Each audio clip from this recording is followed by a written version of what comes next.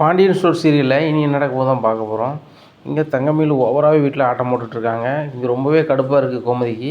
நம்ம சாப்பாடெல்லாம் கடைக்கு கொண்டு போகாத வைக்காதன்னு சொல்லிக்கிட்டு இருக்கோம். இவன் அங்கங்கே போயிட்டுருக்காள அப்படின்னு சொல்லிட்டு, ஏமா இன்றைக்கெலாம் நீ சாப்பாடு கொண்டு போக வேண்டாம் அப்படிங்கிறாங்க. அத்தை நான் சாப்பாடு கொண்டு போக கிளம்பிட்டேன் அப்படிங்கிறாங்க. எம்மா அப்படிங்கிறாங்க. ஆட்டோ வர சொல்லிட்டு தான் நான் கிளம்புறேன் அப்படின்னு சொல்லிட்டு யார் பேச்சும் கேட்காம அவங்க பாட்டில் கொண்டு போயிடுறாங்க. இங்கே கோமதிக்கு பயங்கர கடுப்பாக இருக்குது. நம்ம என்ன பண்ணுறதுனே தெரில. வேறு மூத்த மருமக சரவணனுக்கு ரொம்ப நாளாக பொண்ணு கிடைக்காம அங்கங்கே அலைஞ்சி இவளை பார்த்து கட்டி வச்சா இவன் ஏன் இப்படி பண்ணுறா? அவங்க வந்து ரெஸ்ட்டு கிடைக்கிறதுக்காக தானே மதியம் வீட்டுக்கு வராங்க. இதை புரிஞ்சுக்காத இவா கொண்டு போகிறாள். அவர் தான் மிஷின் மாதிரி வந்து என் பையனையும் என் தம்பியையும் எங்கள் சித்தப்பாவையும் வேலை வாங்கிட்டு இருப்பார். இவளும் அவளுக்கு எத்தாப்புல செயல்படுதால அப்படின்னு சொல்லிட்டு ரொம்பவே கடுப்பில் இருக்காங்க. இன்னைக்கு தங்கமயில் கடைக்கு போகிறாங்க. மாமா சாப்பிடுங்க அப்படிங்கிறாங்க. நீங்கள் அவங்களுக்கு சாப்பாடு கொடுங்க அப்படிங்கிற. இல்லை மாமா நீங்களும் சாப்பிடுங்க, சேர்ந்தாப்புல வைக்க எனக்கும் ஈஸியாக இருக்கும் உங்களுக்கும் ஈஸியாக இருக்கும் அப்படிங்கிறாங்க. சரிம்மா நான் சாப்பிட்றேன், நான் சாப்பிட்றோம், நீங்கள் வந்து கல்லாவை பார்த்துக்கோமா அப்படிங்கிறாங்க. இல்லை உங்களுக்கு பரிமாறிட்டு நான் கல்லாவை பார்த்துக்கிறேன் அப்படின்னு சொல்லிட்டு இவங்களுக்குலாம் பரிமாறுறாங்க. பரிமாறும்போது கல்லால் உட்காந்துருக்காங்க. அப்போ கணக்கு வழக்கெல்லாம் பார்க்குறாங்க. பார்க்கும்போது செந்தில் போகிறதுக்கு முன்னாடி ஏதாவது தப்பு பண்ணி வச்சுருக்காங்கன்னு பார்ப்போம். அம்மா சொன்ன மாதிரி மனுஷன் வந்து ஏதாவது தப்பு செய்வான். அவன் தப்பு பண்ணி காமிச்சா அப்படின்னா கண்டிப்பாக செந்தில் மேலே நம்பிக்கையே வராது. கடையை விட்டு தூர போக சொல்லிடுவாங்க. உன் வீட்டுக்காரரும் வந்து வெளியில் வேலை பார்த்துட்ருக்காரு, நாளைக்கு வந்து சரி வராது அப்படின்னு சொல்லிட்டு அம்மா சொன்னது ஞாபகம் இருக்குது. கண்டிப்பாக நம்ம வீட்டுக்காரர் இந்த கடைக்கு வரணும்னா செந்தில் இந்த கடையை விட்டு வெளில போகணும். அதனால் நம்ம வீட்டுக்காரர் எப்படியாவது இந்த கடைக்குள்ளே வர வச்சிடணும் அப்படின்னு சொல்லிட்டு கணக்கெலாம் பார்க்குறாங்க. உடனே செந்தில் எழுதி வச்சு கணக்கெலாம் இருக்கான்னு பார்க்குறாங்க. செந்தில் எழுதி கணக்கு எடுத்துடுறாங்க. செந்தில் எழுதி பிடிக்குன்னு செந்தில்னு போட்டிருக்கு. அதெல்லாம் அப்படி கணக்கு பார்க்குறாங்க. செந்தில் ஊருக்கு போகிற அன்னைக்கு நம்ம கணக்கு வழக்கில் விட்டுருக்காரா அப்படின்னு சொல்லி பார்க்குறாங்க. மற்ற நாட்கள்லாம் கணக்கு ரொம்ப நேர்சீராக இருக்குது. அப்பா வர சொல்ல பார்த்து பாண்டியன் வர சொல்ல பார்த்ததும் தனியாக இருக்குது. செந்தில் வர சொல்ல பார்த்தது தனியாக இருக்குது. செந்தில் பார்த்ததெல்லாம் தனியாக எழுதி வச்சுருக்காங்க. செந்தில் பார்த்தது அப்படின்னு சொல்லிட்டு அந்த கணக்கெலாம் பார்க்குறாங்க. எல்லாம் கரெக்டாக இருக்குது. அந்த ஊருக்கு மீனாவை கூட சென்னைக்கு போகிறதுக்கு முந்தின நாள் வந்து இப்போ கல்லாலேருந்து ஒரு 1000 ரூபா எடுத்துருக்காரு. அந்த 1000 ரூபா எழுதியிருக்காரு. நான் சென்னைக்கு மீனாவை கூப்பிட்டு போகிறதுனால கை செலவுக்காக 1000 ரூபா எடுத்துருக்கிறேன் அப்படின்னு சொல்லிட்டு கீழே எழுதி வச்சுருக்காரு. இதை உடனே அதை மட்டும் பென்சில் வச்சு அப்படியே அடிச்சிடுறாங்க. அடிச்சுட்டு மாமா இந்த மாதிரி உங்கள்கிட்ட கொஞ்சம் சொல்லணும் அப்படிங்கிறேன். என்னம்மா அப்படிங்கிறாங்க. இல்லை செந்தில் மாமா பார்த்த கணக்கில் கொஞ்சம் பணம் வரவு செலவு கொஞ்சம் கம்மியாக இருக்குது அப்படிங்கிறாங்க. என்னம்மா சொல்கிறேன் அப்படிங்கிறாங்க. ஆமாம் நீங்கள் வந்து மதியம் கேப்பில் வீட்டுக்கு வந்தீங்களா எங்கே போனீங்களான்னு தெரில, ஒரு 26,000 ரூபா எழுதி வச்சுருக்காரு. அந்த 26,000 ரூபாயில் 25 ரூபா தான் வந்து வீட்டு கணக்கில் வந்திருக்கு, மீதி வந்து 1000 ரூபா காணலை அப்படிங்கிறாங்க. உடனே அப்படிலாம் இருக்க வாய்ப்பு இல்லையம்மா அப்படிங்கிறாங்க. ஆமாம்மா நல்லா யோசனை பண்ணி பாருங்கள் அப்படிங்கிறாங்க. உடனே ரொம்ப யோசனை பண்ணி பார்க்குறாங்க. அம்மா நான் கல்லால் வந்து இவ்வளோ போட்டேன், இப்போ செந்தில் இவ்வளோ வியாபாரம் பார்த்து வச்சுருக்கேன்னா அப்போ இவ்வளோ வேணும்ல அப்படின்னு சொல்லிட்டு, ஆமாம் 1000 ரூபா கம்மியாக இருக்குது அப்படி இப்படின்னு சொல்லிட்டு பார்க்குறாங்க. பார்த்த உடனே பாண்டியனுக்கு இல்லைம்மா என் பிள்ளைகள் வந்து எதுக்கும் தேவைக்கு தான் எடுத்துருக்கோம் அப்படின்னாலும் கோமதிட்டு சொல்லிடுவாங்க, என்கிட்ட சொல்லாட்டணும், தேவைக்கு இல்லாமல் யாரும் எடுக்க மாட்டாங்க, அதுபோக நம்ம பிள்ளைகள் கையிலாம் நீட்டாது அப்படிங்கிறாங்க. இல்லைம்மா நீங்கள் எல்லாரையும் நம்புறீங்க, ஆனால் வந்து அவங்க உண்மையாக இருக்காங்களான்னு உங்களுக்கு எப்படி தெரியும் அப்படி இப்படின்னுட்டு இருக்காங்க. உடனே பழனி சொல்கிறாங்க, ஏம்மா பிள்ளையை நாங்கள் அப்படி வளர்க்கலாமா, அதனால் யாருமே காசை எடுக்க மாட்டாங்க சரியா, நான் உட்பட. காசு அப்படி எடுத்தோம் அப்படின்னா மச்சான் இதுக்கு எடுத்துருக்கேன் நான் சொல்லுவேன், செந்தில் இதுக்கு எடுத்துருக்கேன்பான்னு சொல்லிட்டு சொல்ல முடியாதுலாம் அதில் எழுதி வச்சுருவான். இதே நடைமுறை தான் செய்வான். நான் கூட எங்கள் மச்சான் எனக்கு வேணும்னு சொல்லி எடுத்துருவேன். எங்கள் அக்காட்ட கூட கேட்டுருவான். ஆனால் செந்தில் வந்து வாய் பேசாதனால அவன் வந்து எடுத்துகிட்டு எழுதிடுவான். அதனால் மச்சானுக்கும் தெரியும் அத்தியாவசிய தேவை தான் எடுப்பான் வைப்பான்னு சொல்லிட்டு. அதனால் வந்து அதெல்லாம் எடுக்க மாட்டாமா அப்படின்னு இருக்காங்க. பாருங்கள் இது வேணால் கூட்டி பாருங்கள் அப்படின்னு சொல்லிட்டு கணக்கு வழக்கு கொடுக்குறாங்க. அப்போ கணக்கை கூட்டி பார்க்கும்போது பணம் இவ்வளோ வந்திருக்கு, இவ்வளோ வந்திருக்கு, ஆனால் இது வரவில் வந்து கம்மியாக வந்திருக்கு அப்படின்னு சொல்லிட்டு பார்க்குறாங்க. உடனே அப்படியே பரட்டி பார்க்குறாங்க. செந்தில் வந்து அதில் எழுதியிருக்கிறாரு, இந்த மாதிரி மீனாவை நான் சென்னை கூட்டி போகிறதுனால ஒரு 1000 ரூபா எடுத்துருக்கேன்பா, நினச்சிக்காதீங்கப்பா அப்படின்னு சொல்லி எழுதியிருக்காங்க. அதை வந்து பென்சில் வச்சு அடிச்சிருக்கு. இதை பார்த்த உடனே பாண்டியனுக்கு சரியான கடுப்பாயிருது. இப்போ தான் பென்சில் வச்சு அடிச்சிருக்கு. எழுத்து ரொம்ப புதுசாக இருக்குது, இந்த பிள்ளை தான் அடிச்சிருக்கு, இந்த பிள்ளைகிட்ட தான் அந்த பென்சில் இருக்குது அப்படின்னு சொல்லிட்டு, இங்கே பாரு தங்கமயில் சாப்பாடு நீ இனிமேல் கொண்டு வர வேண்டாங்க அப்படிங்கிறாங்க. ஏமாம்மா அப்படிங்கிறாங்க. இல்லை கடை வர சொல்லலாம் நீ தலையிட வேண்டாம், ஏன்னா 1000 ரூபா முன்னையோ பின்னையோ சரியா, என் பிள்ளை சாப்பிட்டதோ நான் சாப்பிட்டு போதும், அதை பற்றி பிரச்சனை இல்லை, அதை பற்றிலாம் நீ பேச வேண்டாமா விட்டுரு அப்படிங்கிறாங்க. இல்லைம்மா 1000 ரூபான்னா ஒரு நம்மளுக்கு 2 நாளைக்கு 3 நாளைக்கு நம்ம வீட்டுக்கு கறிபிடி காய்க்கிடும், 1000 ரூபா லேசாமமாக வருது அப்படி இப்படிங்கிறாங்க. எம்மாங்க பாரு என் பையன் 1000 ரூபா எடுத்துருக்கான், அதை எழுதி வச்சுருக்காங்க பாரு, அதை பென்சில் வச்சு யாரோ அடிச்சிருக்கு, நான் அடிக்கலாமா அப்படிங்கிறாங்க. ஏமா பென்சில் ஒன்று தான் இருக்குது, எழுதணும், அவனே அடிக்க போகிறதில்ல, செந்தில் போனதுக்கப்புறம் நான் தான் வர சொல்ல பார்க்குறேன், என்னை தவிர வேறு யாரும் கல்லாவுக்கு வரல அப்படிங்கலாம், இந்த எழுத்தை மட்டும் அடிக்க போகிறது கிடையாது சரியா. இனிமேல் வந்து கல்லாவில் கணக்கு வழக்கில் நீ தலையிடாதம்மா, உன் வேலையை தான் அதை பாரு, வீட்டு வேலை என்ன வேலையை அதை செய்ய, என்ன செய்ய முடிஞ்சால் செய்யல விட்டுரு, கோமதியை போல பார்த்துக்குவா, மற்ற மருமக மாதிரி எப்படி இருக்காங்களோ அதே மாதிரி இருமா, என்ன நீ உன் புருஷனுக்கு சோறு கொண்டு போறியா கொண்டு போகலையா அது ஒன்றா சேர்ந்தது. ஆனால் கடை கணக்கு வழக்கில் உள்ளே வரக்கூடாது அப்படிங்கிறாங்க. உடனே சரிமாமான்னு சொல்லிட்டு நம்ம மாட்டிக்கிட்டோமா அப்படின்னு சொல்லிட்டு பரபரப்பாக வெளில கிளம்புறாங்க. கிளம்பி போய் நேராக சரவணன் சாப்பாடு கொடுக்குறாங்க. சரவணன் கேட்குறாங்க, என்ன நீ உன் முகம் ஒரு மாதிரி இருக்குது அப்படிங்கிறாங்க. இல்லை உங்கள் அப்பா வந்து மற்ற மருமக்கள் மாதிரி நடத்த மாட்டுறாங்க அப்படிங்கிறாங்க. என்ன மற்ற மருமக்கள் மாதிரி இன்னும் நடத்தலை அப்படிங்கிறாங்க. இல்லை நான் வந்து சாப்பாடெலாம் கொண்டு கொடுக்குறேன், மற்ற மருமக்கள் மேலே தான் அதிக பாசம் வச்சுருக்காங்க அப்படின்ட்டு இருக்காங்க. அப்படிலாம் ஒன்றும் இல்லை, எல்லோரும் ஒன்று தான். எங்கள் அப்பாவுக்கு எங்கள் அப்பா வந்து எல்லா பிள்ளையும் ஒன்றா தான் பார்ப்பாங்க, மருமகன் கூட பார்க்க மாட்டாங்க. செந்தில் கல்யாணம் முடிச்சதாக இருக்கட்டும், கதிர் கல்யாணம் முடிச்சதாக இருக்கட்டும், அவங்க எங்கள் வீட்டிலே இருந்தால் கூட அரசிக்கு என்ன ட்ரெஸ் எடுப்பாங்களோ அதே ட்ரெஸ் தான் எடுப்பாங்க, அரசிக்கு என்ன சாப்பாடு அதே சாப்பாடு தான் கொடுப்பாங்க. அதேமாதிரி ஒன்போல தான் பார்ப்பாங்க, ஒன்றையும் மட்டும் அப்படியே பார்ப்பாங்க. அப்படிலாம் கிடையாது. நம்ம கல்யாணத்துக்கு எவ்வளோ செலவு பண்ணார் பார்த்தல. எல்லாம் காரணம் இந்த பொண்ணு ஒன்றை பிடிக்க போய் தான். சரியா, நீ அப்படின்னு இன்னும் பேசாத. இன்றைக்கி கூட எங்கள் அப்பாவுக்கு சாப்பாடு கொண்டு போனதாக எங்கள் அம்மா பொண்ணாடி சொன்னாங்க அப்படிங்கிற. அம்மா சாப்பாடு நான் தான் கொண்டு போனேன், நான் தான் பரிமாறினேன். ஆனால் வந்து அப்போ கூட மீனாவையும் ராஜி தான் பெருமையாக பேசுகிறாங்க அப்படிங்கிறாங்க. அதனால் என்ன இருக்குது, நம்ம வீட்டு பிள்ளைகள் தானே, நாளைக்கு ஒன்றையும் பெருமையாக பேசப்படுறாங்க, இதை விடு அப்படிங்கிறாங்க. ஆகா, இவர்கிட்டையும் இதை செஞ்சாலும் உசுப்பேற்றினாலும் கதை நடக்காத போலே அப்படின்னு சொல்லிட்டு சாப்பாடு கொடுத்துட்டு ஆட்டோவில் ஏறி போகிறாங்க. வீட்டுக்கு முன்னுக்கிட்டே இறங்கிடுறாங்க. இறங்கி நடந்துகிட்டே போகிறாங்க. அவங்க அம்மா ஃபோன் அடிக்கிறாங்க. என்ன தங்கங்கள் எப்படி இருக்குது அப்படிங்க. ஏதாவது இருக்கமா அப்படிங்க. என்னடி சொல்கிற அப்படிங்கிற. ஆமாம்மா, நீ சொன்னு சொல்லிவிட்டு எல்லாருக்கும் ஓடி ஓடி சாப்பாடு கொண்டு கொடுக்கேன், அவங்க எங்கென்ன மதிக்காங்க. அந்த செந்தில் எப்படியாவது கடையை விட்டு அனுப்பிடலாம், செந்தில் வேறு மெட்ராஸ் போயிருக்கான், இதுதான் நமக்கு ஒரு சாக்கு. அவன் கணக்கு ஏதாவது ஒரு தப்பு பண்ணியிருப்பான், நீ அவனை சொல்லி அனுப்பி விட்ரு, உன் புருஷனை கடைக்குள்ளே இழுத்துட்டு. உன் புருஷன் கடைக்குள்ளே வந்துட்டான்னா நான் நாளை பின்ன கடை உன் புருஷனுக்கு தான். வீட்டில் இருக்கவங்களையும் நீ எல்லாத்தையும் கிளப்பி விட்டேன்னா வீடு உங்களுக்கு கடை உங்களுக்குன்னு சொன்னேன். இப்போ என்னென்னு பார்த்தா என் புருஷனும் அதை வந்து புரிஞ்சுக்கிற மாதிரி தெரில. என் மாமனாரும் மாமியாரும் எனக்கு தனியாக தான் இருக்காங்க. என் மாமியார் என்னென்னா சாப்பாடு கொண்டு போகாதங்கன்னு சொல்கிறாங்க. என் மாமனார் என்ன, நீ சோறு கொண்டு வராதம்மா, கடை கணக்கு வழக்கில் நீ வராத, என் பையன் 1000 ரூபா எடுக்காமல் போகிறான், அது வேறு விஷயம். ஆனால் வந்து என் பையனை வந்து என் முன்னாடியே குறை சொல்லாத, உன் வேலையை தான், அதை மட்டும் பாருமா அப்படின்ட்டாரு. எனக்கு ரொம்ப கஷ்டமாயிட்டுமா அப்படிங்கிறாங்க. ஏண்டி இதெல்லாம் நடக்கக்கூடியது தான், இன்னும் நம்ம இதை வேறு மாதிரி பண்ணியிருக்கணும், இப்பவும் ஒன்றும் கெட்டு போகல, நான் ஒரு ஐடியா சொல்கிறேன் அப்படிங்கம்மா. தயவுசெய்து எந்த ஐடியாவும் சொல்லாத. இப்போ இந்த நகையிலேருந்து நம்ம எப்படி தப்பிக்கலாம், சரியா? இந்த படிப்பு அதை வந்து போய் சொல்லியிருக்கோம், இதை எப்படி சமாளிக்கலாம், அதை மட்டும் பாருமா. ஏன்னா இந்த ராஜியும் வந்து நீ அடிக்கடி டியூஷன் எடுக்கணுங்க, சொல்லிக் கொடுக்காங்க. என்றைக்கா ஒரு நாள் எனக்கு முட்டி போய் நானே உளர போகிறேன், எனக்கு படிக்கவே இல்லை எப்படி தெரியும்னு உளர போகிறேன்.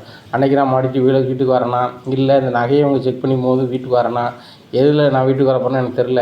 ஆனால் வீட்டுக்கு வர்றது உறுதி மாதிரி தான் இருக்குது, ஆனால் என்றைக்கு வரணுன்னு தான் எனக்கு தெரில அப்படிங்கிறாங்க. என்னடி இப்படி பேசுத, உன்னை வந்து கல்யாணம் முடிக்க அம்மா என்னெல்லாம் கஷ்டப்பட்டுருக்கேன் வைக்கேன் அப்படிங்கிறாங்க. ஏம்மா நீ ஒரு நாள் கல்யாணம் முடிச்சு கொடுக்குறதுக்கு நீ கஷ்டம்னு சொல்லுத, நான் வாழ்நாள் முழுவதும் இங்கே வாழணும், சரியா? ஒன்று இதை நான் நடந்ததெல்லாம் மன்னிச்சுக்கோங்கன்னு சொல்லிவிட்டு மாப்பிள்ளை காலில் விழுந்து நான் மாப்பிள்ளை கால்லையும் எங்கள் அத்தை கால்லையும் மாமன் கால்லையும் விழுந்து நான் மன்னிப்பு கேட்கணும். இந்த ரெண்டில் இருந்தால் தான் இங்கே வீட்டில் வாழ முடியும். அதுபோக அவங்க மன்னிச்சா தான் அது நடக்கும். அவங்க மன்னிக்கலை அப்படின்னு சொன்னால் நம்ம வீட்டுக்கு தான் வந்து சேர்ந்தாகணும். என் வீட்டுக்காருக்கும் வாங்கி இல்லை, என் பொண்டாட்டி ஏன் போகணும், நான் கட்டிட்டேன், ஏதோ என் கூட இருந்து போகிறான்னு சொல்கிறதுக்கு அவருக்கும் தராத மாதிரி இல்லை. அவர் ஒரு அப்புறாணியாக இருக்கார். அவங்க அம்மா என்ன சொல்லுதாங்க, அவங்க அப்பா என்ன சொல்லுவாங்கன்னு கேட்பாங்க.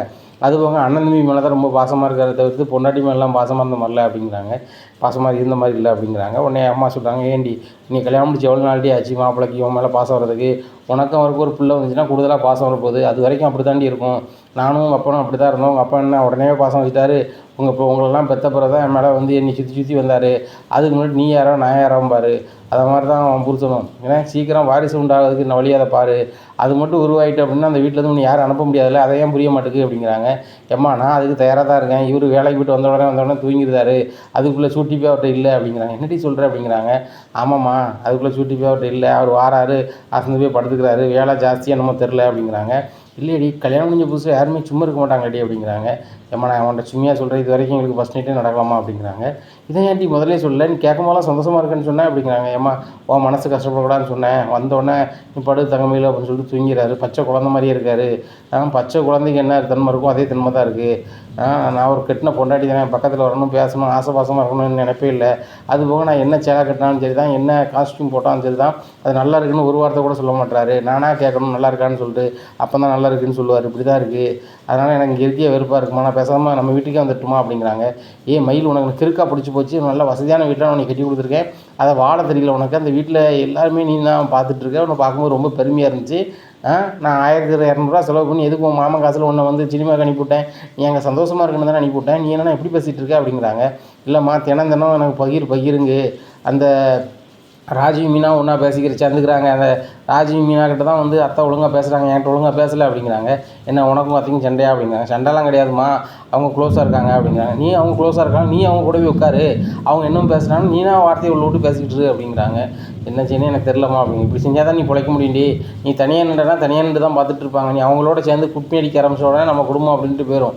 அந்த மாதிரி பண்ண ஆரம்பி, அவங்க என்ன செய்கிறாங்களோ அதை மட்டும் செய், அவங்க என்ன வேலை செய்கிறாங்களோ அதே வேலை செய். நான் சொன்ன முதல்ல எல்லா வேலையும் செஞ்சோன்னே எல்லாரையும் கையில் எடுத்துலான்னு பார்த்தேன், அவங்களுக்கு வேறு மாதிரி தான் வைத்தியம் பண்ணணும், அதனால் என்ன செய்ய, அவங்க என்ன செய்கிறாங்களோ அதே செய் அப்படிங்கிறாங்க. சரிம்மா அப்படிங்கிறாங்க. உடனே காலையில் விடியுது. உடனே கோமதி ராஜி உட்காந்துட்ருக்காங்க. இந்த சூழ்நிலையில் வந்துட்டு சரி அவன் தான் தங்கமயில் தான் எல்லா வேலையும் செஞ்சுட்டோட நம்ம அங்கே தான் போட மாட்டான்னு சொல்லி உட்காந்துட்ருக்காங்க. தங்கமயிலும் அவங்களே இந்த வேலை செஞ்சால் நம்ம செய்வோம்ல, நம்ம செய்ய வேண்டாமான்னு சொன்ன மாதிரின்னு சொல்லிட்டு ரூமில் இருந்துடுறாங்க. உடனே பாண்டி எந்திரிச்சு வராரு. வந்து சொன்னால் காஃபி கிடைக்குமா அப்படின்னு சொல்லிட்டு கோமதி அப்படிங்கிறாங்க. தங்கமயில் போட்டு வச்சுருப்பாளே அப்படின்னு சொல்லிட்டு உள்ளே போகிறாங்க. ஒன்றுமே போடலை. ஒன்றும் போடலை, போலையாவது உடம்பு எதுவும் சரியில்லையே அப்படின்னு சொல்லிட்டு நான் காய் போட்டு தரேன் அப்படிங்கிறாங்க. ஏன்னா தங்கமயில் போடலையே அப்படிங்கிறாங்க. என்னன்னே தெரிலங்க, அந்த பிள்ளை நேரத்துலேருந்து ஒரு மாதிரி இருக்குது, அதனால் ஒரு வேலையும் செய்யாமல் இருக்குது, உடம்பு சரியில்லை என்னமோ தெரில அப்படிங்கிறாங்க. சரி அதை என்னென்னு பாரு அப்படிங்கிறாங்க. டேய் சரவணா அப்படிங்கிறாங்க கோமதி. என்னம்மா அப்படிங்க, முன்னாடி உடம்பு எதுவும் சரியில்லையா, தெரிலம்மா படுத்துக்கிறாங்க அப்படிங்கிறாங்க. உடம்புலாம் சரியாக தான் இருக்குது அப்படிங்கிறாங்க. அப்போ எதுக்குமா காலையில் வேலை செய்யலாம் வைக்கல அப்படிங்கிறாங்க. அதான் எல்லா மருமகளும் என்ன செய்வாங்களோ அதே தான் நான் செய்யணும், நான் மட்டும் என்ன அதிசயமாக செஞ்சுக்கிட்டு அப்படிங்கிறாங்க. எத்தனமா நான் முதல்ல சொன்னேன், நான் தான் எல்லா வேலையும் பார்த்துதான் சொன்னேன், நீ பார்க்கலான்னு என்கிட்ட சொல்லியிருக்கலாம்ல, நான் அத்தை நான் பார்த்துக்குவோம்ல அப்படிங்கிறாங்க. இல்லை தான் இன்னமும் வந்து எல்லோரும் எப்படி இது வரைக்கும் எப்படி இருந்தீங்களோ அதே மாதிரி இருக்கட்டும் அப்படிங்கிறாங்க. அதான் சரி ரைட் நான் பார்த்துக்கிறேன் அப்படின்னு சொல்லிட்டு காப்பி போட்டு கொடுக்காங்க. அவங்க இந்த பிள்ளைக்கு ஒன்றும் இல்லை, இன்னும் வழக்கம் போல் என் வேலையை நான் பார்க்க போகிறேன் அப்படிங்கிறாங்க. கோமதி உனக்கு கஷ்டமாக இல்லையா அப்படிங்கிறாங்க. ஏங்க இத்தனை வருஷமாக வீட்டு வேலையை நான் தான் பார்த்துட்டு இருந்தேன் சரிங்களா, ராஜு வந்த பிறமும் சரி தான், நான் மீனா வந்த பிறகு சரி தான், அப்பவும் நான் தான் வேலை பார்த்துருந்தேன், எனக்கு ஹெல்ப் பண்ண தான் செய்வாங்க. நான் அரசியோ யாரையோ நான் வேலைக்கு வாங்கினது கிடையாது. ஏன்னு கேட்டால் எனக்கு சமையல் வேலை செய்ய அவ்வளோ பிடிக்கும். ஏன்னா எனக்கு வந்து என் புருஷனுக்கு நான் இருக்கக்கூடிய ஒரே இணைப்பு எனக்கு சமையல் தான். அந்த சமையலை நான் நல்லா பண்ணி கொடுக்கணும், என் பிள்ளைகளும் நல்லா பண்ணி கொடுக்கணுங்க தான் என்னோடய ஆசை. அந்த ஆசையை வந்து இவ திருப்பி தந்துட்டான்னு நினைக்கும்போது இப்போ பல மடங்கு சந்தோஷமாக தான் இருக்குது அப்படிங்கிறாங்க. சரி கோமதி அப்படின்னு சொல்லிட்டு அவர் கடைக்கு கிளம்புறாரு. என்னங்க காலையிலே கடைக்கு கிளம்புறீங்க, இல்லை கடைக்கு கிளம்புறீங்க அப்படிங்கிறாங்க. இல்லை ஒரு கல்யாண வீட்டுக்காரங்களுக்கு மளிகை சாமான் வந்து நேற்று கடையில் கட்டி வச்சுட்டு வந்துட்டோம், அவங்க வந்து நேற்று வர முடியல, காலையில் வந்திருக்காங்க, காலையிலே கொடுத்தா தான் அவங்க சமையல் பண்ணுறது வசதியாக இருக்கும், நான் கடை வரைக்கும் போயிட்டு வரேன், நான் வந்துட்டு அதுக்கப்புறம் புறப்பட்டு தான் போவேன் அப்படிங்க. சரிங்க அப்படிங்கிறாங்க. இல்லை கடைக்கு போகிறாங்க. அங்கே கல்யாண வீட்டுக்காரங்க தயார் நிலையில் இருக்காங்க. மளிகை சாமான் எடுத்து கொடுக்காங்க. அவங்க கணக்கெல்லாம் வந்து பார்த்துட்டு பணத்தை கொடுக்காங்க. பணத்தை வாங்கிட்டு நேராக கோமதி இந்த பணத்தை வந்து பீரோவில் வை அப்படிங்கிறாங்க. எங்கள் பீரோ சாவி தங்கமயில்கிட்ட இருக்குது, பீரோ சாவி அவட்டையாக இருக்குது, தங்கமயில் அப்படிங்கிறாங்க. மாமா அப்படிங்கிறாங்க. சாவியை அத்தட்ட கொடு அப்படிங்கிறாங்க. எதுக்கு மாமா நானே இது வச்சுக்கிறேனே அப்படிங்க. இல்லை அத்தட்ட கொடு அப்படிங்கிறாங்க. அத்தட்ட கொடுக்குறாங்க. உடனே இவங்க பணத்தை கொண்டு வைக்கிறாங்க. கோமதிக்கு ரொம்பவே சந்தோஷமாக இருக்குது. பணத்தை வச்சுட்டு வராங்க. உடனே ராஜி கேட்குறாங்க, என்னத்தை ரொம்ப சந்தோஷமாக இருக்கீங்க அப்படிங்கிறாங்க. ஏன்டி பழையபடி என் ராஜ்யம் என்கிட்டே திரும்பிட்டுடி அப்படிங்கிற, என்னத்தை சொல்கிறீங்க அப்படிங்கிறாங்க. இல்லை பீரோ சாவி என்கிட்டே வந்துட்டு இன்னும் ஆத்திர அவசரத்துக்கு நீங்கள் என்கிட்டே பைசா வாங்கிக்கலாம், நம்ம தங்கமயில்ட்டெலாம் கேட்க வேண்டிய அவசியம் இல்லை அப்படிங்கிறாங்க. அப்படியே அதை ரொம்ப சந்தோஷம் தான், உங்கள் உரிமை யாருக்கா விட்டு கொடுக்காதங்க, நீங்கள் வந்து மாமாவோட ஒய்ஃபு, அந்த உங்களுக்குள்ள உரிமையை யாருக்கு விட்டு கொடுக்கணும்னு அவசியம் கிடையாது, அது பிள்ளையாக இருக்கலாம், மருமகளாக இருக்கலாம், யாராக இருக்கலாம் அப்படிங்கிறாங்க. இல்லைடி எனக்கு சொந்த அண்ணன் மகா, நீ உரிமையாக சொல்கிற அப்படிங்கிறாங்க. மீனாக்காவும் இதானே சொன்னாங்க அப்படிங்கிறாங்க. அது உண்மை தான் அப்படிங்கிறாங்க. சரிடி உனக்கு எதுவும் வேணுமா, செலவுக்கு எதுவும் வேணுமா அப்படிங்கிற. அத்தை எனக்கு ஒன்றும் வேண்டாம், என் வீட்டுக்கார் உழைக்கிறாரில்ல, அதில் நான் காலேஜ் போகிறேன், இந்த மாதம் முடிஞ்சோடனே எனக்கும் கையில் பைசா வந்துருந்தா அப்படிங்கிறாங்க. என்ன டியூஷன் எடுக்குன்னு சொல்கிறியோ அப்படிங்கிறாங்க. ஆமாத்த அவருக்கும் வீட்டு பங்கு கொடுக்காரு, நானும் எதுவும் கொடுக்கணும்லாத்த அப்படிங்கிறாங்க. அதெல்லாம் தேவையில்லடி, உன் புருஷன் தாண்டி விசுமம் பண்ணிக்கிட்டு இருக்கான், உங்கள் 2 பேர் செலவுக்கும் இதை வச்சுக்கலாம், நீங்கள் அவன் வேலைக்கு போகணும் யார் சொல்கிறா சொல்லு, இப்போ கல்லாச்சாவே என்கிட்ட வந்துட்டு உன் புருஷன் சொல்லி வேலைக்கு போனான்னு சொல்லு அப்படிங்கிறாங்க. அத்தை அது உங்கள் பையன் தான், நீங்கள் சொல்ல வேண்டியதானே அப்படிங்கிறாங்க. நான் சொல்ல முடியாத கொஞ்சம் வீம்புக்காரன் அப்படிங்கிறாங்க. உங்களுக்கே தெரியுது உங்கள் பிள்ளை வீம்புக்காரன்னு சொல்லிட்டு, என் புருஷன் வீம்புக்காரன்னு எனக்கு தெரியாது, நான் சொன்னால் கேட்பாரா, கேட்க மாட்டார் சரியா, அவர் உழைப்பை தான் நான் சாப்பிடணும் பாரு, அதனால் அவர் வழக்கம்போட வேலைக்கு போட்டு நான் வழக்கம்போட டியூஷன் எடுத்து பார்த்துக்கலாம் அப்படிங்கிறாங்க. சரிம்மா அப்படின்னு சொல்கிறாங்க. எதுவும் சாப்பிட்றியா அப்படிங்கிறாங்க. அத்தனை இன்னும் பல்லு தேய்க்கல, சரி பல்லு தேய்ச்சிட்டு வா நம்ம அதுக்குள்ளே டிஃபன் ரெடி பண்ணிடுறேன் அப்படிங்கிறாங்க. டிஃபன் ரெடி பண்ணுறாங்க. ராஜி குளிச்சுட்டு வராங்க, சாப்பாடு கொடுக்குறாங்க, எல்லோரும் சாப்பிட்றாங்க. ராஜி காலேஜ் போகிறாங்க. அப்போ தான் கதிர் வராரு. கதிருக்கு நைட்டு பூரா அவங்க கார் ஓட்டிருக்காரு. இப்போ காலேஜில் வேறு எக்ஸாம் இருக்குது. உடனே ராஜி சொல்கிறாங்க, அத்தை நான் இருந்து அவரை கூட்டி போயிடுறேன், அவர் தூங்கிடக்கூடாது அப்படின்னு சொல்லிட்டு. கதிர் இன்னைக்கு உங்களுக்கு எக்ஸாமு அப்படிங்கிறாங்க. தெரியுது நான் கொஞ்சம் படுத்துக்கிறேன் அப்படிங்கிறாங்க. கதிருக்கு நேரம் இல்லை அப்படிங்கிறாங்க. கதிர் குளிக்கிறாரு. முன்னாடியே வராங்க. ஏன் முன்னாடியே வரப்போ முன்னாடி அப்படிங்கிறது. இல்லை நீங்கள் காலேஜ் ஒரு வரைக்கும் நான் வருவேன், திடீர்னு உங்களுக்கு தூக்கம் வருதுன்னு சொல்லிட்டு ரிட்டன் ஆகிட்டிங்கன்னா அப்படிங்கிறாங்க. படிப்பு விஷயத்துக்கு அப்படி இருக்க மாட்டேன், சரி சேர்ந்தே போவோம், சேர்ந்தே போகிறாங்க. உடனே அங்கே எல்லாருமே கிண்டல் பண்ணுறாங்க, என்ன புருஷன் முன்னாடி சேர்ந்தாவிலே வரீங்க, பயங்கர ரொமான்ஸா அப்படிங்கிறாங்க. உடனே ராஜி ஃப்ரெண்டு கிட்ட சொல்லுறாங்க, என் பொண்டாட்டி கூட தானே வர முடியும், நான் வேறு எப்படி வர முடியாதுலாம் அப்படிங்கிறாரு கதிர். உடனே ராஜிக்கும் பயங்கர சந்தோஷமாக சிரிக்கிறாங்க. இந்த சூழ்நிலையில் வந்து கதிர் ஃப்ரெண்ட்ஸ் எல்லாருமே சொல்கிறாங்க, முன்னாடி மாதிரி இல்லைடா, முன்னாடி உன் முன்னாடியே 3ஆம் மனுஷன் மாதிரி அனுப்பி வைப்போம், கூடயே விட்டு கூடயே வரையே அப்படிங்கிறாங்க. அவளுக்கு பாதுகாப்பாக நான் தானே போகணும், ஏன் பாதுகாப்பாக தானே வரணும் அப்படின்னு சொல்லிங்கிறாங்க. ராஜிக்கு ரொம்ப சந்தோஷமாக இருக்குது. இன்னைக்கு எக்ஸாம் நல்லபடியாக எழுதுறாங்க. வந்தோன்னா கதிர்கிட்ட கேட்குறாங்க, எக்ஸாம் ஒழுங்கு எழுதுனே எழுதலையா அப்படிங்கிறாங்க. எழுதிட்டேன் அப்படிங்கிறாங்க. சரி பாஸ் ஆகிடும்ல பாஸ் ஆகிடும் அப்படிங்கிறாங்க. நல்ல மார்க் எடுத்து பாஸ் ஆகணும் அப்படிங்கிறாங்க. சரி மேடம் அப்படிங்கிறாங்க. நீங்கள் எப்படி எழுதுனேன் அப்படிங்கிறாங்க. நானும் நல்லா எழுதுனேன் அப்படிங்கிறாங்க. சரி நல்லா எழுதணும், அப்பா என்னை கலெக்டர் ஆகணும் பாரு, நான் கலெக்டர் ஆகணும் அவ்வளையோ ஒரு டிகிரியை முடிச்சுட்டு நல்ல வேலைக்கு போயிடுவேன், சரியா கவலைப்படாத, ஒன்றையும் நான் கஷ்டப்பட விட மாட்டேன் அப்படிங்கிறாங்க. நானும் இன்னும் சும்மையாக இருப்பேன், நானும் வேலைக்கு போயிடுவேன் அப்படிங்கிறாங்க. சரி ஏதோ பண்ணுவா அப்படின்னு சொல்லிட்டு இப்போ சரி வீட்டுக்கு வராங்க. இன்னும் என்ன கதிர் எக்ஸாம் எழுதுனியா அப்படின்னு சொல்லிட்டு அவங்க அம்மா கேட்குறாங்க. கவுந்துட்டு அமைதியாக போகிறாங்க. அத்தை அவர் நல்லா எழுதிட்டாரு அப்படிங்கிறாங்க. இல்லை என் பையன் என்கிட்ட வாயார சொன்னாங்க சந்தோஷமாக இருக்கும்ல அப்படிங்கிறாங்க. அத்தை அவர் தான் உங்கள்கிட்ட நீ கல்யாணம் முடிச்ச விஷயத்தில் உங்கள்கிட்ட வருத்தப்பட்டு பேச மாட்டேக்காரல அப்படிங்கிறாங்க. நீங்கள் 2 பேரும் பேசிட்டீங்களா அப்படிங்கிறாங்க. அத்தை நாங்கள் 2 பேரும் புருஷ முன்னாடி அப்படிங்கிறாங்க. அப்படியா சரி அப்படின்னுட்டு இருக்காங்க. இந்த சூழ்நிலையில் சரி அவன் நல்லா தூங்க சொல்லுவானே சாப்பிட்டுட்டு அப்படிங்கிறாங்க. உடனே சாப்பாடு கொண்டு கொடுக்குறாங்க. எவ்வளோ நேரத்துக்கு சாப்பாடு எதுக்கு அப்படிங்கிறாங்க. இல்லை நீங்கள் நைட்டு பூரா தூங்க சாப்பிட்டு அப்படிங்கிறாங்க. சாப்பிட்டு தூங்குறாங்க. ராஜி நீனும் டயத்துக்கு சாப்பிடு அப்படின்னு சொல்லிட்டு தூங்கிறாரு. இந்த சூழ்நிலையில் பாண்டியன் வர்றாரு. இவன் பகலில் தூங்கிட்டு இருக்கான் அப்படிங்கிறாங்க. இப்போ தான் அவன் எக்ஸாம் முடிச்சுட்டு வந்திருக்கான், நைட்டு பூரா வண்டி ஓட்டியிருக்கான், இப்போ தான் சாப்பிட்டு தூங்குதாங்க அப்படிங்கிறாங்க.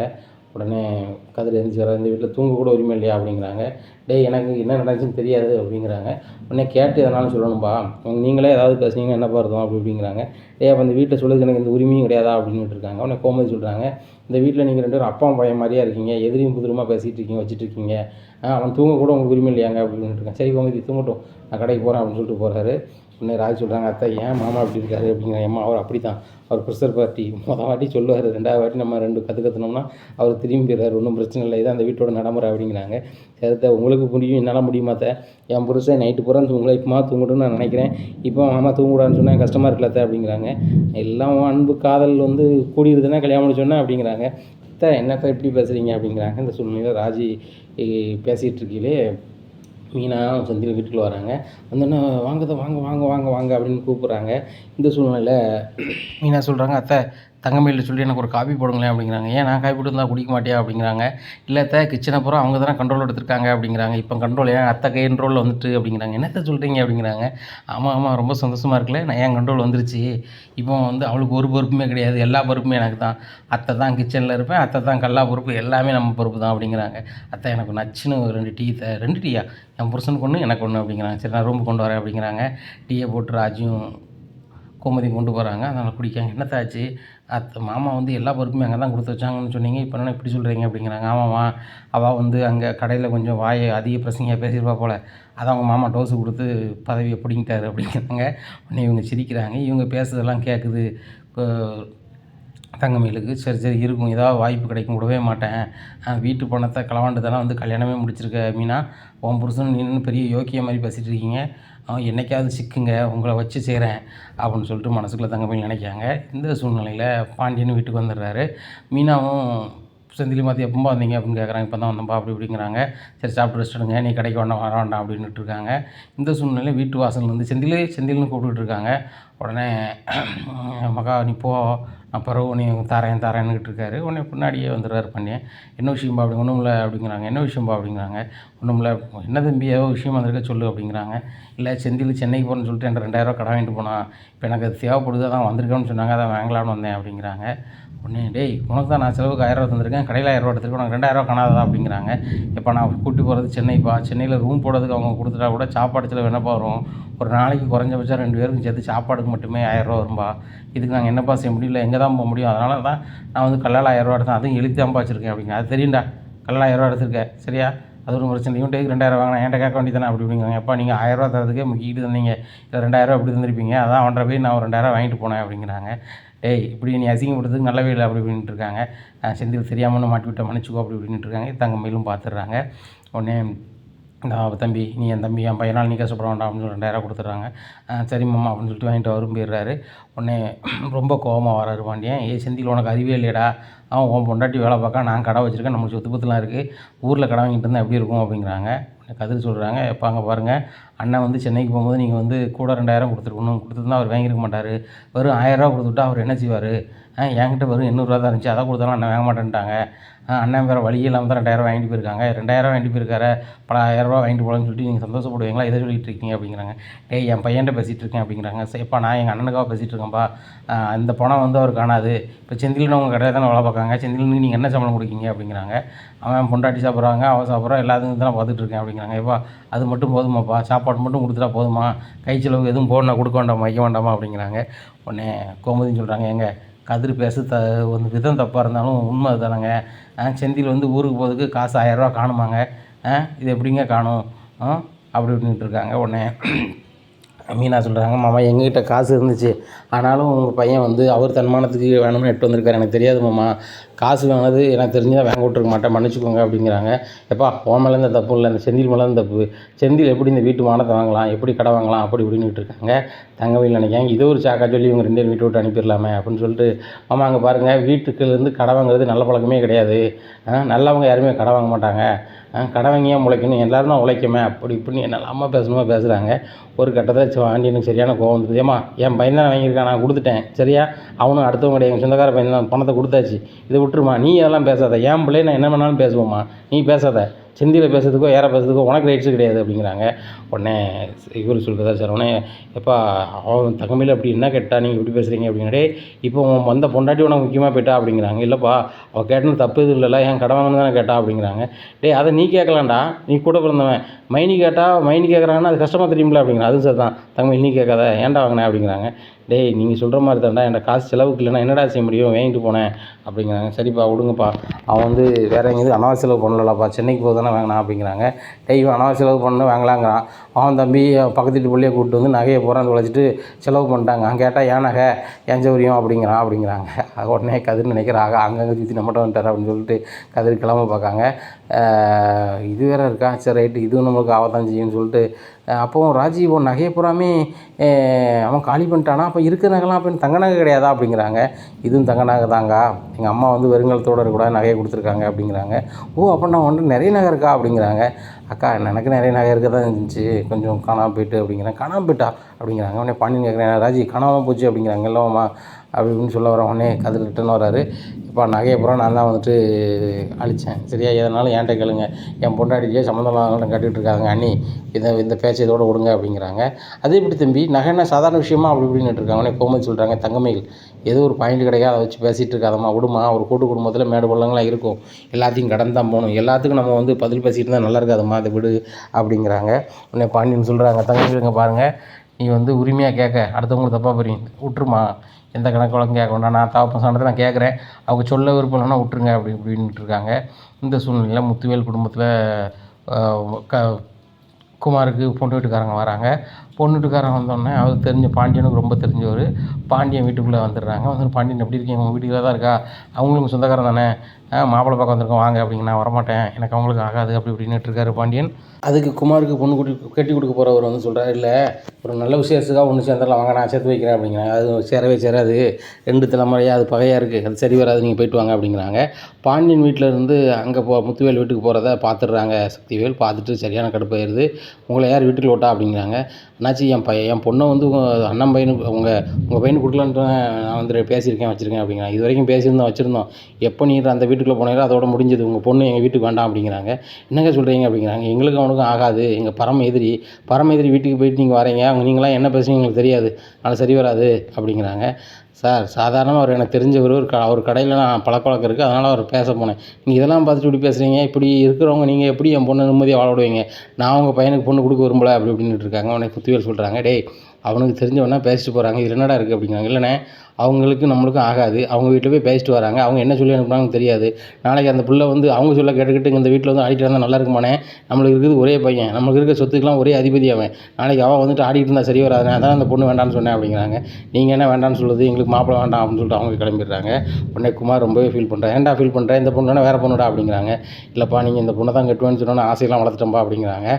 உடனே ராஜோட சித்தி சொல்கிறாங்க, உங்கள் அப்பனும் நீனும் இருக்கிற வரைக்கும் ஒரு பொண்ணு கிடைக்காதுல, என்ன கரெக்டாக இருந்தால் தான் பொண்ணு கிடைக்கும், நீ ஊர் இருக்கவன்ட்ட பூரா வம்பழுத்துக்கிட்டு உங்கள் அப்பா வந்து பக்கத்து வீட்டுக்கு போய்ட்டு இருந்தால் பொண்ணு கிடைக்க வேண்டாம் வைக்காமனு சொல்லிக்கிட்டு இருக்காங்க, அப்போ பொண்ணு இறந்துருவா, தாரா பொண்ணையும் கழிச்சிக்கிட்டு இருந்தீங்கன்னா உட்காந்துக்கிட்டே இருக்க வேண்டியதான் அப்படிங்கிறாங்க. உடனே குமார் சொல்லுவார், எங்கள் அப்பா என்னைக்கு பொண்ணு பார்த்து வைக்கிற பார்க்கட்டும், இல்லை பொண்ணே கிடைக்கலும் பரவாயில்லை, நான் ஃபீல் பண்ணாலும் பரவாயில்ல, எங்கள் அப்பாவை நான் அவமானப்பட விட மாட்டேன் அப்படிங்கிறாங்க.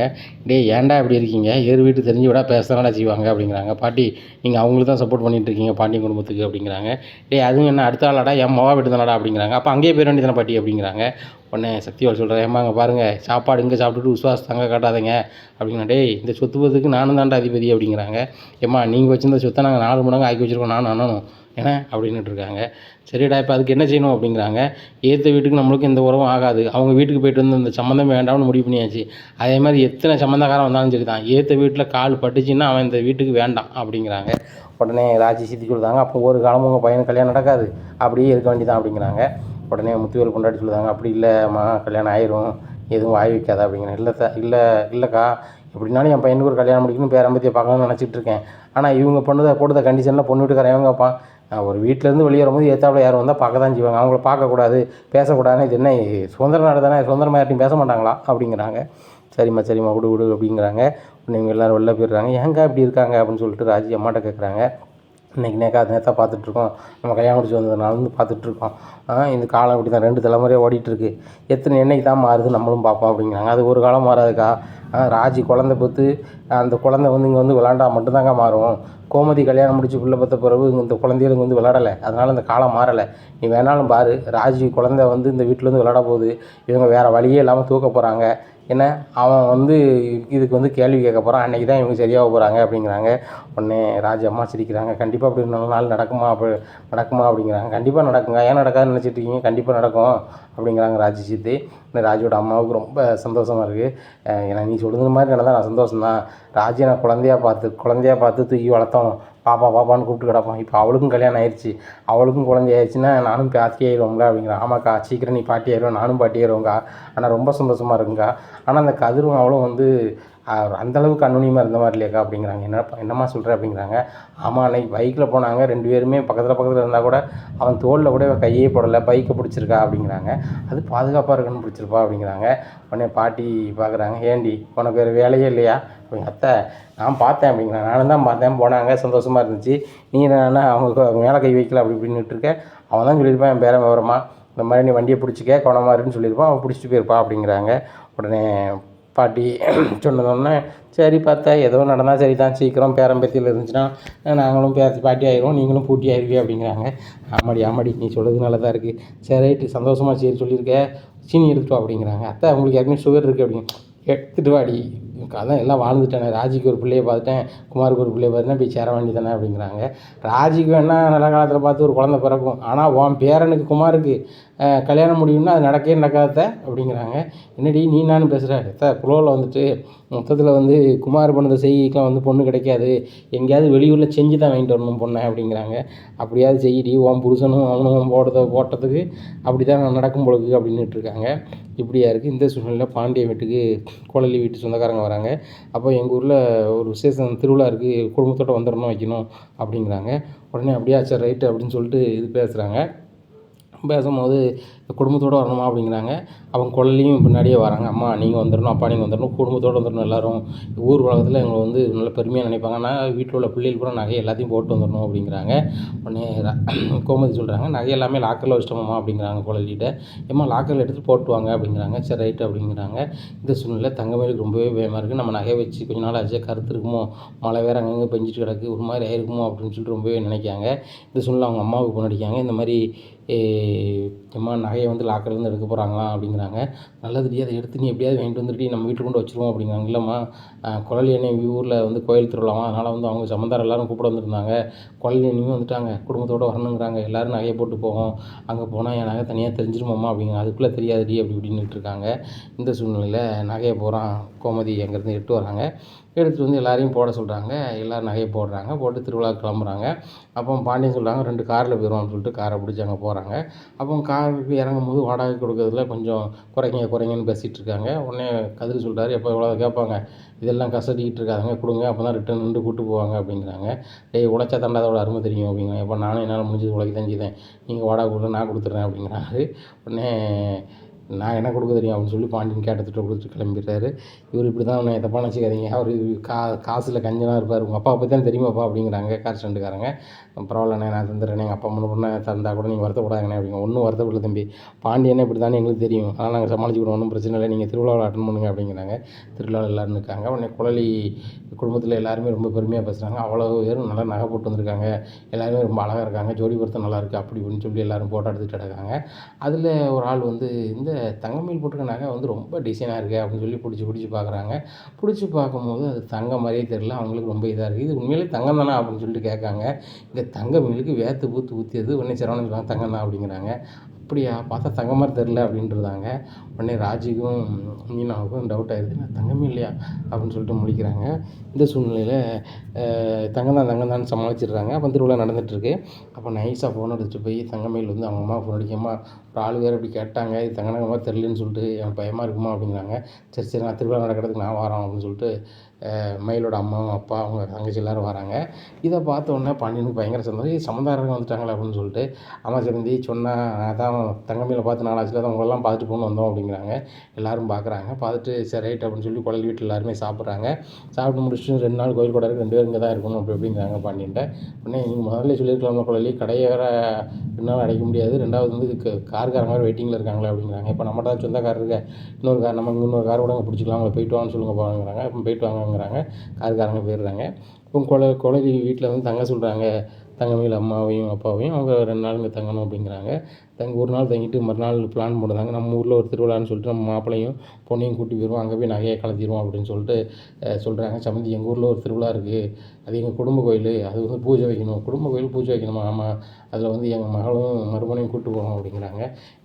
உடனே பாண்டியன் சொல்கிறாங்க, ஒரு விருந்துக்கு வந்த இடத்துலேருந்து இன்னொரு விருந்து கூட்டி போகக்கூடாது, வீட்டுக்கு போயிட்டு தான் கூட்டி போகணும், நாங்கள் வீட்டுக்கு போன பிறகு வேணால் நீங்கள் கூப்பிட்டு போங்க அப்படிங்கிறாங்க. இல்லை சம்மந்தி நாங்கள் இப்படி தான் கூப்பிட்டு போவோம் அப்படிங்கிறாங்க. இல்லை நாங்கள் வீட்டுக்கு போன பிறகு தான் நீங்கள் கூப்பிட முடியும், ஏன்னா எங்கள் முறை அதுதான் அப்படிங்கிறாங்க. ரொம்ப ஏமாற்றமாக தங்கமயில் அம்மாவும் அப்பாவும் போயிடுறாங்க. இங்கே தங்கமயிலுக்கு ரொம்ப பகிருங்க. உடனே ஊருக்கு போகணுன்னு சொல்கிறாங்க, இந்த மாதிரி நகையை கொண்டாந்து போய் லாக்கரில் வச்சிரு அப்படிங்கிறாங்க. உடனே அத்தை நாங்கள் வந்து விருந்துக்கு போட்டுட்டுலாம் நான் போட்டு போகணும்ல அப்படிங்கிறாங்க. உடனே தான் மாமா சொல்லியிருக்காங்களா சின்ன நகையை மட்டும் போட்டுக்கோங்க, பெரிய நகைலாம் கலத்தி வைக்கணும்னு மாமா சொல்லியிருக்காங்களா அப்படிங்கிறாங்க. உடனே இல்லை மாமா இப்படி தான் சொல்லுவாங்க, எங்கள் அம்மாவும் எங்கள் அப்பாவும் வந்து நகையோடு தான் வர சொல்லியிருக்காங்க, நீங்கள் போட்டு போகக்கூடாதுன்னு சொல்லிட்டீங்க, எங்கள் அம்மாவும் எங்கள் அம்மா மனசும் கஷ்டப்படும்ல அப்படிங்கிறாங்க. இதில் என்னமா இருக்குது, நீங்கள் பாதுகாப்பு போனால் தான் நல்லதுன்னு தானே மாமா சொல்கிறாங்க அப்படிங்கிறாங்க. உடனே இல்லை தேர்ன நகை வேணும் அப்படி இப்படின்னுட்டு இருக்காங்க. நகை தான் அம்மா, அது பத்திரமா தானே இருக்க போகுது அப்படின்னுட்டு இருக்காங்க. உடனே என்ன குமதி என்ன சவுண்டு அப்படிங்கிறாங்க. இல்லைங்க நகை வேணும்னு சொல்லி கேட்டுட்டு இருக்கா தங்கமயில் அப்படிங்கிறாங்க. ஏம்மா நீங்கள் விருந்துக்கு தானே போகிறீங்க, அதில் நீங்கள் நகை போட்டு போனால் அப்படி இருக்கும், இல்லைம்மாம்மா நகையை போட்டு போனால் தான் வந்து நல்லது அப்படி இப்படின்னுட்டு இருக்காங்க. உடனே அவர் சொல்கிறாரு, இந்த மாதிரி போனால் பாதுகாப்பு கிடையாதுமா, அதான் சொல்லிக்கிட்டு இருக்கேன் வச்சுட்ருக்கேன் அப்படிங்கிறாங்க. ஒரு கட்டத்தில் டென்ஷன் ஆகிடுது கோமதி, நான் அப்படி நகை எப்படி அப்படின்னு சொல்லிட்டு கொடுக்குறாங்க. நகை பொத்துன்னு கீழே விழுந்துருது. நகை உடையுது. உடஞ்சி பார்க்கும்போது தான் தெரியுது தங்கம் மாதிரியே தெரில. அதை பாண்டியன் தூங்கி பார்க்காரு, தங்கம்னா உடஞ்சாலும் தங்கமாக தான் தெரியும், இது ஏன் வேறு கலராக இருக்குது அப்படின்னு சொல்லிட்டு அப்படி ஊற்று பார்க்குறாரு, தங்கம் மாதிரியே இல்லை. பாண்டியனுக்கு ஒரு மாதிரி ஆயிடுது. இது உண்மையிலே தங்கம் தானா அப்படிங்கிறாங்க. ஆமாம் தங்கம் தான் அப்படின்னு சொல்லிட்டு அப்பவும் தங்கமயில் சமாளிக்கிறாங்க. இந்த நகை எங்கே வாங்கினீங்க அப்படிங்கிறாங்க. எங்கள் ஆசாரிகிட்ட வந்து செய்ய கொடுத்தாங்கணும் அப்படிங்கிறாங்க. உடனே எந்த ஆசாரி ஏதா ஆசாரி அப்படிங்கிறாங்க. உடனே எங்கள் அம்மாவுக்கு தான் தெரியும் அப்படிங்கிறாங்க. அம்மாட்ட கேளு அப்படிங்கிறாங்க. ஃபோன் அடிச்சு கேட்குறாங்க, ஏன்டி எவர் கேட்குறாங்க, அம்மா ஏதாவது ஒரு ஆசாரி பேரை சொல்லுமா அப்படிங்கிறாங்க. அவங்க ஊரில் உள்ள ஆசாரி பேரை சொல்லிடுறாங்க. ஆசாரி அட்ரஸ் எழுதி வச்சுக்கிறாரு. எழுதி வச்சுட்டு சரி ரைட்டு ஆசாரி தான் ஏமாற்றிருக்கான், நகையை விட நகையை ஏமாற்றிருக்கானே, தங்கமயில் அம்மாவும் அப்பாவும் ஏமாறலாம் செஞ்சுருக்கான், நம்ம விடக்கூடாது அப்படின்னு சொல்லிட்டு நேராக செந்தில் சொல்கிறார். செந்தில் பழனி நம்ம எல்லாருமே அந்த ஊர் வரைக்கும் போகணும் அப்படிங்கிறாங்க. எந்த ஊருக்கு அப்படிங்கிறாங்க. ஒரு காரை பிடிக்கிறாங்க. நேராக ஸ்டேஷனுக்கு போகிறாங்க. இந்த நகையை பாருங்கள் சார், இந்த நகை வந்து என் மருமகளுக்கு கல்யாணத்துக்கு போடப்பட்ட நகை, இந்த ஆசாரி தான் செஞ்சு கொடுத்துருக்காரு, ஏன்னா இந்த நகை வந்துட்டு போலி நகையை கொடுத்துருக்காரு அப்படின்னு சொல்லிட்டு கம்ப்ளைண்ட் கொடுக்காங்க. நேராக அந்த ஆசாரியை கூப்பிட்டு ஸ்டேஷனில் விசாரிக்காங்க. உடனே தங்கமயில் வீட்டிலேருந்து கொடுத்தாங்களான்னு சொல்லி தங்கமயில் அப்பா பேரையும் அம்மா பேரையும் சொல்லி கேட்காங்க. அப்படிப்பட்ட ஆட்கள் எனக்கு யாருன்னு எனக்கு தெரியும், ஆனால் அவங்ககிட்ட 5 பைசா நகை பணமும் கிடையாது, எதுவும் கிடையாது. அவங்க எப்படி என்கிட்ட நகையை செய்ய கொடுப்பாங்க, நான் எப்படி செஞ்சு கொடுப்பேன், அந்த டேட்டில் நான் யாருக்குமே செஞ்சு கொடுக்கல, இது வந்து நகையே கிடையாது அப்படின்னு சொல்லி வாங்கி பாட்டு, இது கவரிங்கு என்ன அப்படின்னு சொல்லி புரட்டி பார்க்காங்க. இந்த மாதிரி நகைலாம் வந்துட்டு இந்த கடையில் தான் இருக்கும் அப்படிங்கிறாங்க. உடனே போலீஸோடு போய் அங்கே போய் கேட்காங்க. ஆமாம் இது இங்கே வாங்கினது தான் அப்படி இப்படின்னு சொல்லிடுறாங்க. இதை கேட்டால் பாண்டியனுக்கு ரொம்பவே ஷாக் ஆகிடுது. இனி என்ன நடக்கும் இந்த பாண்டியன் வீட்டில் அப்படிங்கிறத பொறுத்திருந்து பார்க்கலாம். நம்ம சேனலை நீங்கள் மறக்காமல் லைக் அண்ட் சப்ஸ்கிரைப் பண்ணுங்கள். நன்றி, வணக்கம்.